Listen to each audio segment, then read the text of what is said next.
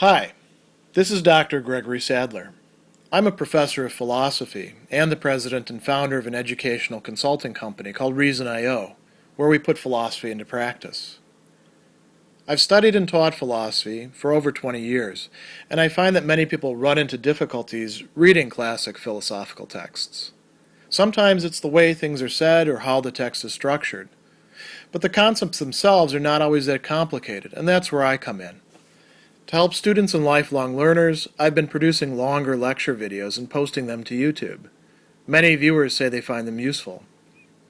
What you're currently watching is part of a new series of shorter videos, each of them focused on one core concept from an important philosophical text.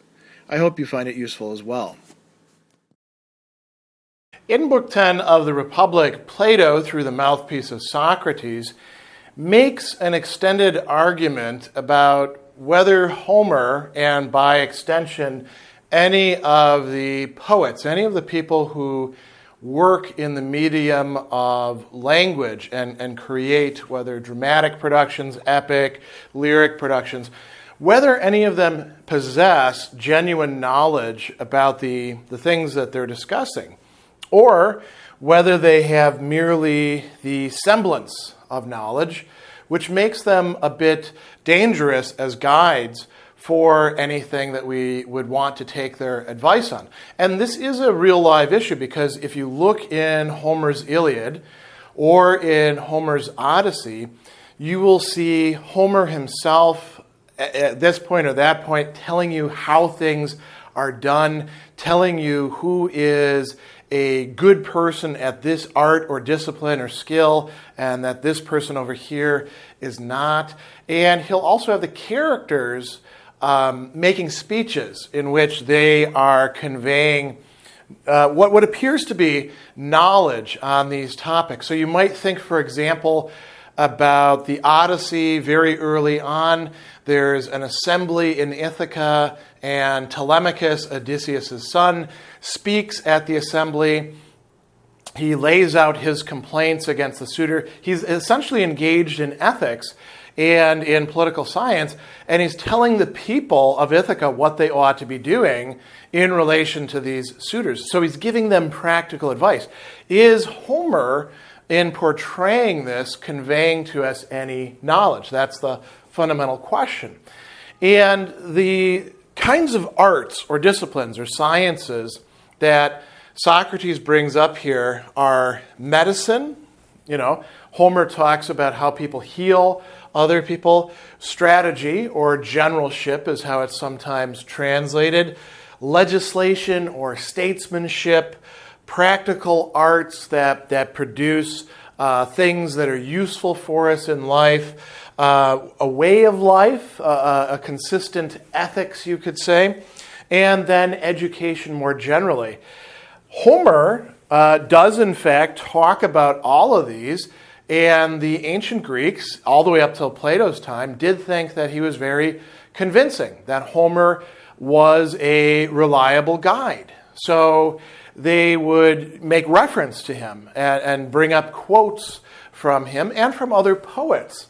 You'll see this actually happening in Platonic dialogues as well, not just on the part of other characters, but even on the part of Socrates. So the question here is there any legitimacy to this? So how would you determine that? Plato, in effect, gives us two criteria. And a little bit of backstory. Plato has just laid out for us the fact that these imitative artists are further removed from reality than craftspeople themselves who work with, material things. And even they are removed from the ideal archetypes or patterns or forms that are most real, most true. So in making a bed, for example, the bed maker, the carpenter, looks to the ideal pattern that's somehow in his mind, makes a physical bed. Homer writes about Telemachus laying in a bed and discusses the woolen blanket that he pulls up over himself and whether a bed is good or not. Homer is more removed from the reality of the single archetype of bed than is the bed maker, the carpenter. And we can say similarly for everything else. So all of that said, the key thing here is, how do we know that the poets don't really know what they're talking about? Well, one criterion is, can they in fact do the sorts of things, can they produce the effects that these people do? Does Homer actually heal anybody? Does Homer actually produce a way of life that we can follow?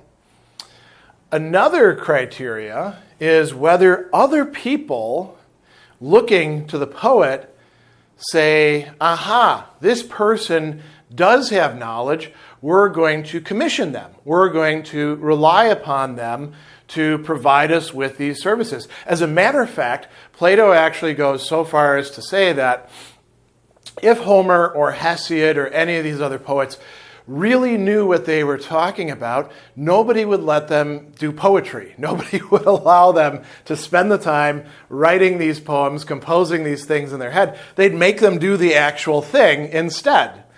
So let's look at these criteria.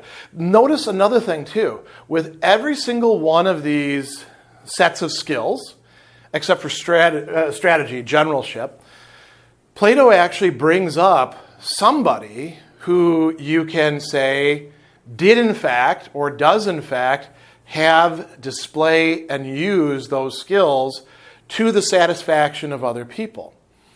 There is a little bit of sketchiness involved with bringing up Protagoras and Prodicus, two sophists who are oftentimes being criticized in other parts of the Platonic dialogues. But let's put that aside for the moment. So let's think about medicine.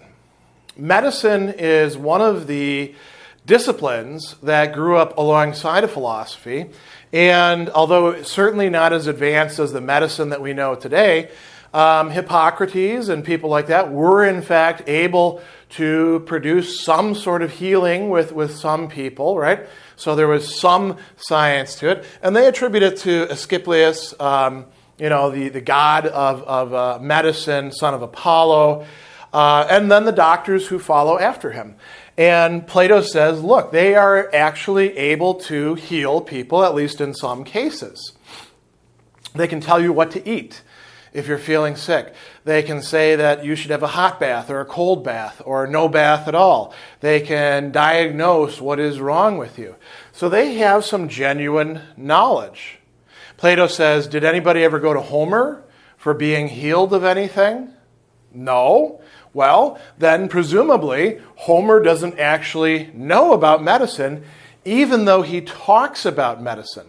So he talks about it in an imitative way, but without knowledge. He doesn't talk well as a result. And the mere fact that people think that he does is just a function of their not actually knowing what medicine consists in.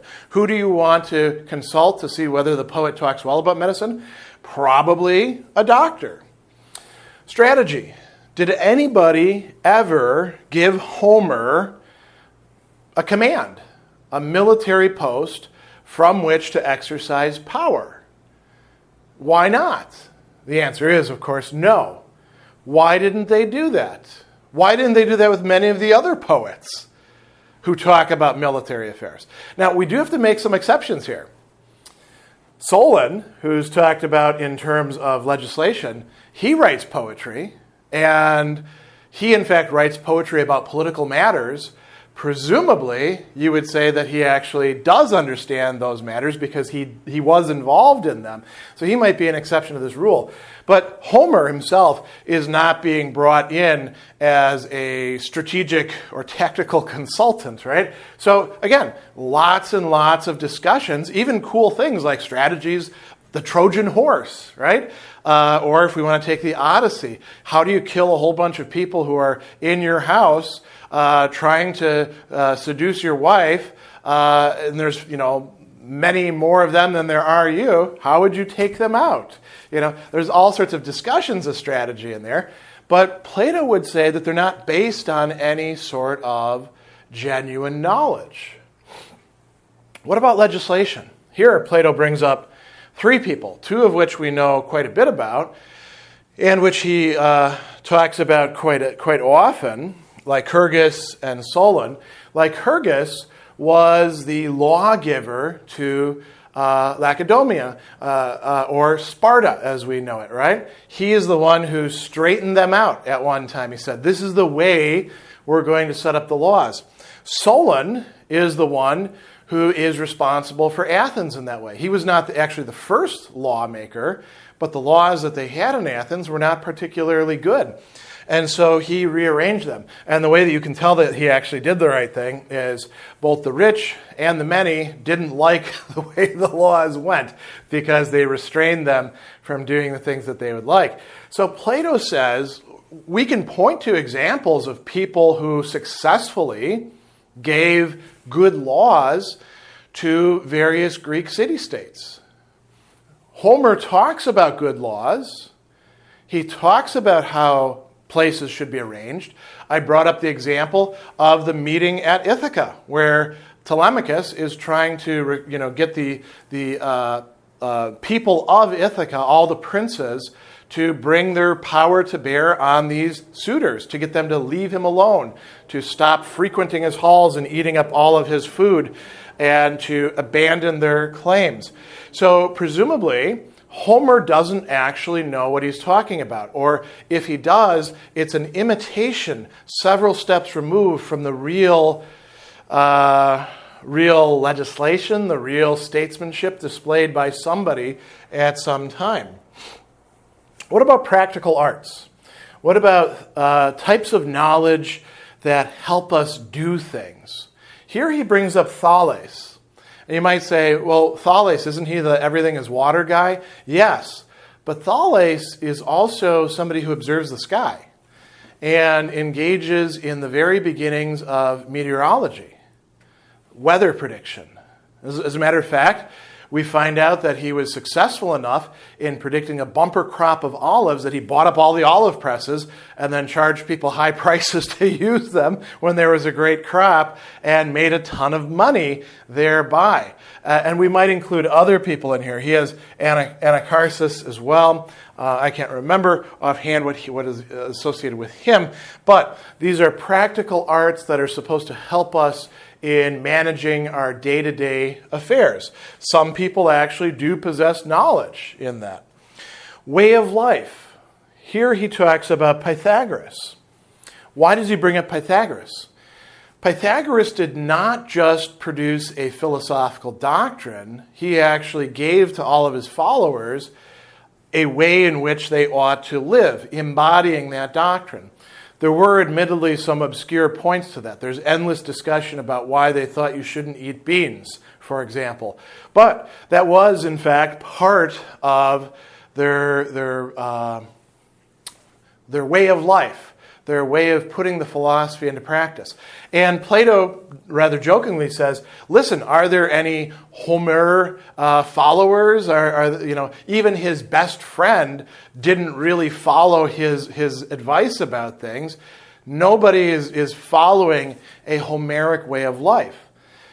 Now you could say, well, what about Hesiod?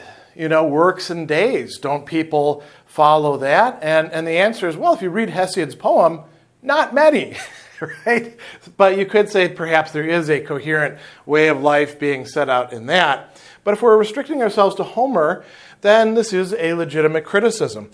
Finally, he talks about education. And this one we've got to be a little bit careful with because these are the sophists. This is a little bit sketchy. Plato says these two guys, Prodicus and Protagoras, are able to convince other people that they ought to give their sons to them for education and that they can educate them about all sorts of matters. He doesn't actually commit himself to the view that Prodicus and Protagoras, in fact, do understand all things. And if you read other Platonic dialogues, you'll see that he does not have quite such a rosy picture of them. But what can we draw from this? Homer can't actually convince us, the way that these two guys could, to turn our children over to him for their education. So, point after point after point. Why is Plato bringing up so many examples? Because he wants to show that really everything that you might turn to Homer for, Homer does not provide you with any genuine knowledge, but only the imitation of an imitation of knowledge. He's several steps removed from that. So the upshot of this is that we should not, in fact, trust the poets for knowledge about things. We might extend this in our own time to think about all sorts of other people who similarly are treated as if they have knowledge about things. We might talk about novelists or filmmakers or musicians. Plato would say all of these are imitative artists. The mere fact that somebody can make a movie about mathematics does not mean that mathematics actually works the way that they depict it in the movie. When, somebody has a love song and they're saying, I understand that it's hard for us to get along because we're so different, but hey, baby, opposites attract. Maybe you're better off going to a psychologist than listening to the song and taking advice from that. So this has relevance in our own time if we understand other people as fitting in this, mimetic, imitative producers that Plato places the poets and Homer within.